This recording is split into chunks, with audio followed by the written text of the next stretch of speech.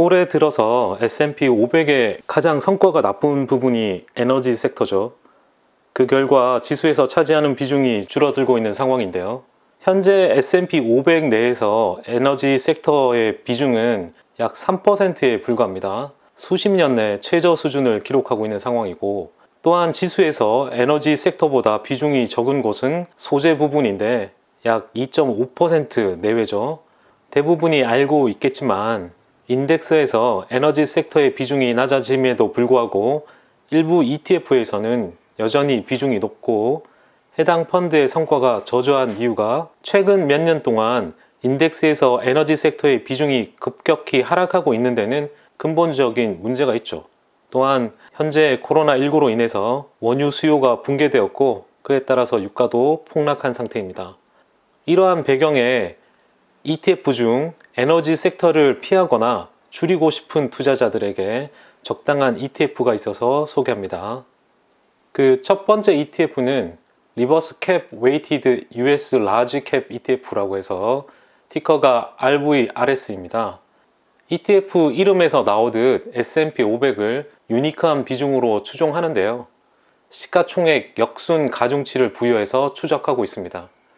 S&P 500 중 에너지 섹터 주식은 대부분 대형주에 속하는데, 대형 에너지 주식을 피한다는 점에서 유리하다고 볼 수 있습니다. 하지만 탑 10 종목을 보면 엘브렌즈나 다비타, 갭 등 이번 사태의 폭락을 피하지 못한 종목들이 상위에 있는데요. 하여 S&P 500 인덱스보다 수익률이 못한 편이죠. RVRS ETF도 에너지 주식 비중을 줄였다곤 하지만 저에게는 마음이 들지 않는 ETF라고 할 수 있고요. 두 번째 ETF는 인베스코 S&P 500 Equal Weight ETF인데요. 티커는 RSP입니다. 이름처럼 동일 가중 ETF의 끝판왕이라고 할 수 있는데, 이는 에너지 섹터 비중이 높을 우려가 있는 방식이죠. RSP에서 에너지 섹터 비중은 4.8%나 차지하고 있는데요.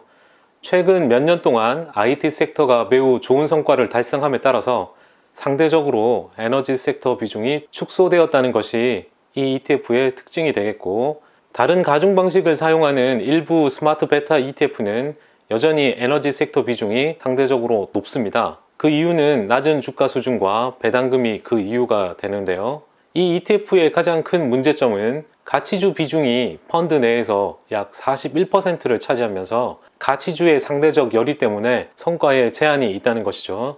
섹터별 비중을 봐도 금융주 비중이 거의 20%에 가깝고, 산업재가 15%로 두 번째에 이어지면서 성과가 좋지 않은 섹터가 상위에 있고, 테크와 헬스케어가 비중이 적다는 점이 상대적으로 약점이 되겠죠. 또한 동일 가중이다 보니 최근에 주도주들의 비중이 상대적으로 낮은 편이기 때문에 이 ETF 또한 지수 인덱스보다 실적이 못하다는 점 참고하면 좋을 것 같고요. 이 ETF도 개인적으로는 마음에 들지 않습니다.